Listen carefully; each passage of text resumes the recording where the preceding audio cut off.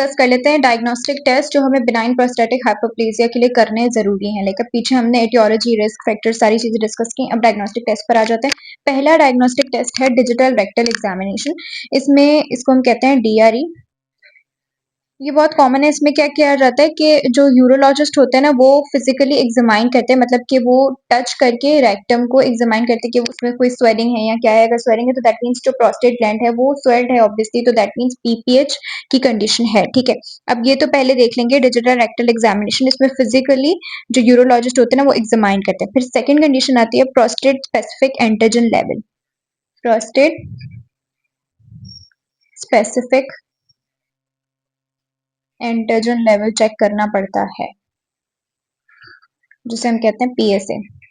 अब ये क्या है, ये एक इस तरीके के एंटीजन मतलब एक प्रोटीन्स होते हैं जो कि कहाँ से प्रोड्यूस होते हैं, प्रोस्टेट से। प्रोस्टेट ग्लैंड्स इनको प्रोड्यूस करते हैं। अब प्रोस्टेट का साइज जितना ज्यादा होगा ना, जितना ज्यादा वो ऑब्वियसली ग्रोथ करता जाएगा, तो क्या होगा कि PSI के लेवल्स बढ़ते जाएंगे। और फिर ये PSA कहाँ ट्रेवल करता है, ब्लड में जाता है। मतलब कि ये जो एंटीजन है ना, ये समझें ये प्रोस्टेट है। अब प्रोस्टेट से क्या हो रहा है कि ये एंटीजन PSA जो है प्रोटीन है, ये यहाँ से रिलीज हो रहा है। रिलीज होने के बाद ये कहाँ जा रहा है, ब्लड में जा रहा है।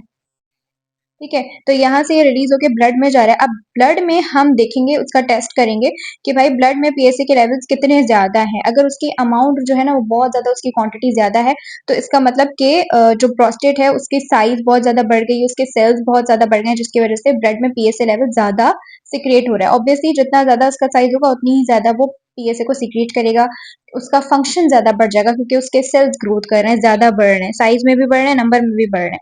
तो PSA के जो नॉर्मल लेवल्स होते हैं ना, वो होते हैं 0 to 4 नैनोग्राम पर ml। ये जो है क्या है, PSA के नॉर्मल लेवल्स हैं। फिर अगर हम देखें कि PSA के स्लाइटली एलिवेटेड लेवल्स कितने होते हैं, मतलब अगर वो हल्का सा एलिवेटेड हो, ठीक है, हल्का सा अगर स्लाइटली एलिवेटेड हो, तो फिर 4 to 10 तक उसको कहते हैं कि इतनी इतनी इसके लेवल हो सकते हैं। ठीक है, फिर अगर हम देखें कि 10 से फर्दर, मतलब अगर 10 से भी साइज इंक्रीज होगा, तो उसको हम कहेंगे कि वो बहुत ज्यादा ये हाईली एलिवेटेड है, हाईली एलिवेटेड है। और इस कंडीशन में क्या हो सकता है, कैंसर हो सकता है, प्रोस्टेट कैंसर डेवलप हो सकता है। सो इसके लेवल्स के हिसाब से कंडीशन होती है। अब अगर हम देखें कि नॉर्मल अगर लेवल है तो मतलब नॉर्मल ही होना चाहिए, मतलब आपका प्रोस्टेट भी नॉर्मल है। स्लाइटली एलिवेटेड है, मतलब 4 से 10 तक, 4 से 10 तक अगर आपकी वैल्यू आ रही है, PSA आपने डिटेक्ट किया, एंटीजन ब्लड में आपको इतने लेवल्स के अंदर मिल रहा है, तो दैट मीन्स कि क्या कंडीशन हो सकती है, PPH की कंडीशन हो सकती है। ठीक है, अगर 4 से 10 तक आपको मिल रहा है, और अगर आपको 10 से भी ज्यादा मिल रहा है, लाइक 100 हो गए, 80 हो गए, तो फिर क्या है कि प्रोस्टेट कैंसर डेवलप हो सकता है। लेकिन इसकी एक खास बात है, और वो ये है कि हम सिर्फ प्रोस्टेट स्पेसिफिक एंटीजन को डिटेक्ट करके ये अंदाजा नहीं लगा सकते कि इसके इतने लेवल्स है तो दैट मीन्स इस पेशेंट को BPH होगा।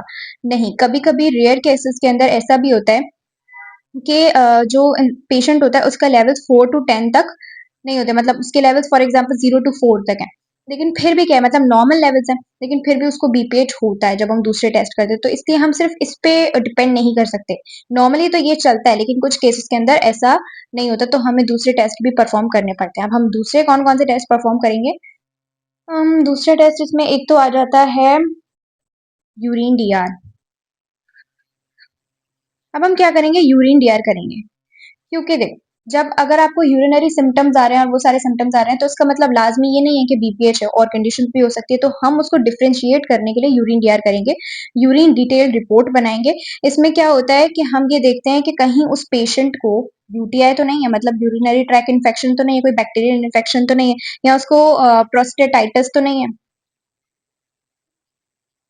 तो हम ये वाली कंडीशन जो है चेक करते हैं कि अगर कहीं पेशेंट को ये तो दोनों प्रॉब्लम्स नहीं है जिसकी वजह से उसको यूरिनरी सिम्टम्स आ रहे हैं, तो जरूरी नहीं है कि अगर आपको BPH मतलब अगर आपको यूरिनरी सिम्टम्स है तो इसका मतलब आपको BPH है, जरूरी नहीं है। तो ये कंडीशन भी हो सकती है, तो उसको डिफ्रेंशिएट करने के लिए हम यूरिन DR करेंगे। अगर यूरिन के अंदर WBCs और RBCs आ जाते हैं, या दूसरी कुछ चीजें ऐसी होती हैं, अगर वो यूरिन के अंदर आ जाती है, तो फिर हम समझ जाएंगे कि दैट मीन्स इस पेशेंट को UTI है। ठीक है, इसका मतलब उसको BPH नहीं है। फिर हम क्या करते हैं, और टेस्ट कौन सा परफॉर्म करते हैं, और हम करते हैं साइटोस्कोपी। साइटोस्कोपी में ना हम क्या करते हैं, ब्लेडर को एग्जामाइन करते हैं।